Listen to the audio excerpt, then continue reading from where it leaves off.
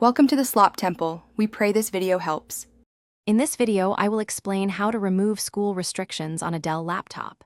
These restrictions are put in place by your educational institution, typically for safety and focus. They often limit access to specific websites, applications, or even system settings to ensure a productive learning environment. Understanding their purpose is the first step before considering any changes. It's important to remember these are part of a controlled academic setup. School laptops often come with a few different types of restrictions. You might encounter web content filters that prevent access to certain social media platforms or gaming sites. Additionally, many devices block users from installing new software, ensuring only approved applications are present.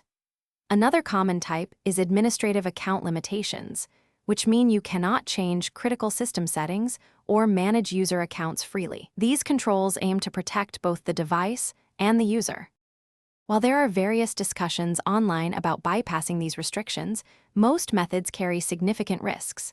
For example, some individuals explore booting into safe mode with networking, hoping to circumvent specific software.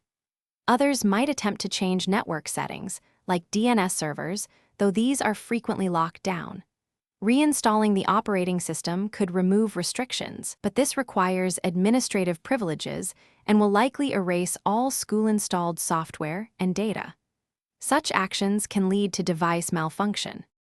The most responsible and recommended way to address restrictions on your school-issued Dell laptop is to contact your institution's IT department. They are equipped to handle such requests and can often provide temporary access or alternative solutions for legitimate academic needs. Always refer to your school's technology usage policy. Understanding these guidelines helps prevent unintended consequences. Prioritizing ethical use ensures a smooth experience for everyone while maintaining device integrity. Thanks for watching. Consider subscribing if we helped you.